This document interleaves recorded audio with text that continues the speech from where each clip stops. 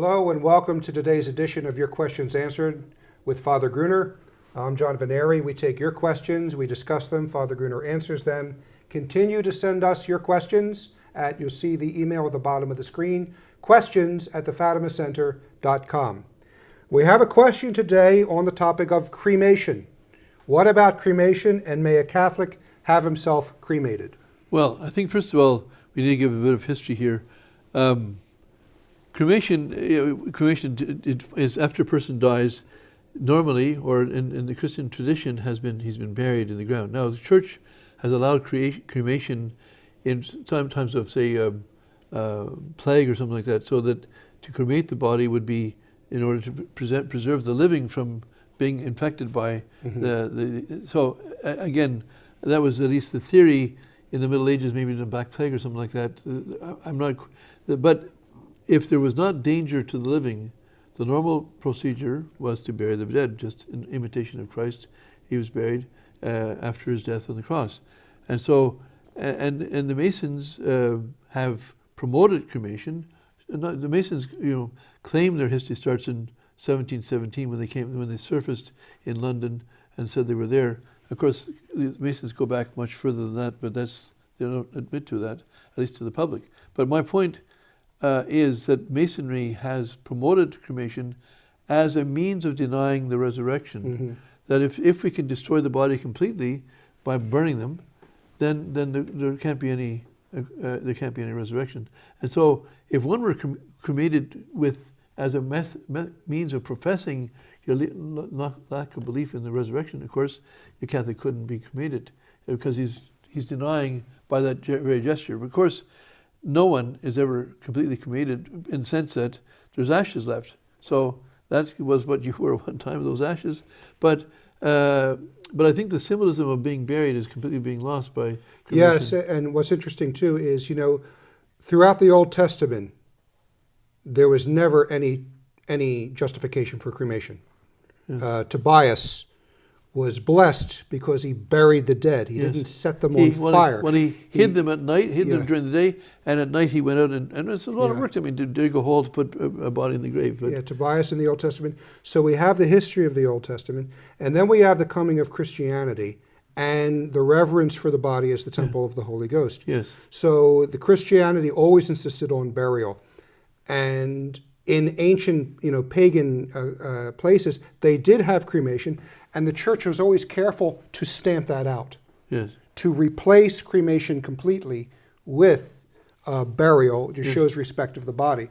Yes. And throughout Christendom, you get into the time of St. Thomas Aquinas, the time of St. Robert Bellarmine, the height of Christendom, cremation just pretty much didn't exist in Christian countries. But as you said, after the French Revolution, who started it again were Freemasonry, the agents of the revolution who were against God and doing things and bringing things back from pagan times as a rebellion against God. And this is the main reason why the Church had condemned it, because of that signification of it. Well, the thing is, in fact, people think I might be talking about Masonry because I have some, I'm irritated with them. No, Masonry is a religion itself.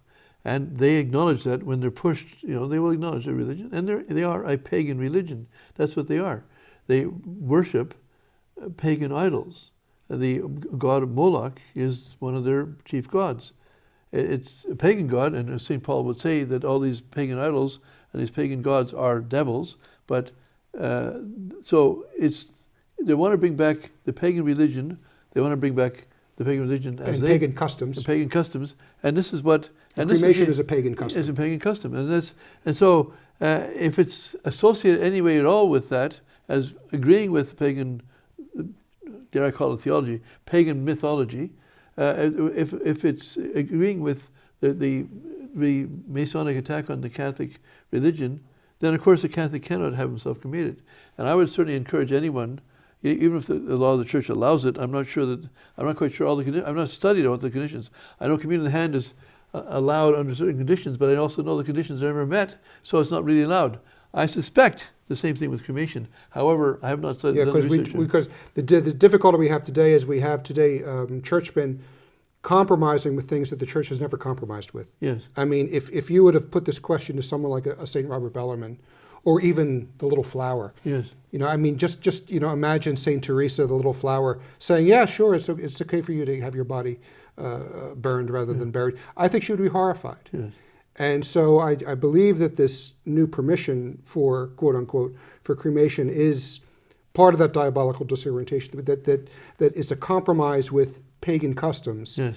And in a time of paganism and neo-paganism, there's that wonderful prayer about the Sacred Heart, that the more the Sacred Heart is insulted, the more I will make reparation. The more it is hated, the more I will love it. And I think a better response to the modern paganism is to not compromise with it, but the more we have paganism, the more we will insist on Catholic customs and Catholic tradition. Yes, absolutely. And so I would urge every Catholic to put in their will that they be buried in sacred ground, or buried respectfully, and after a Catholic Mass, and buried in a Catholic funeral, and not be cremated. But I think we've covered the subject. Yes, so that's it for today, and we'll be back with another program tomorrow. Thank you.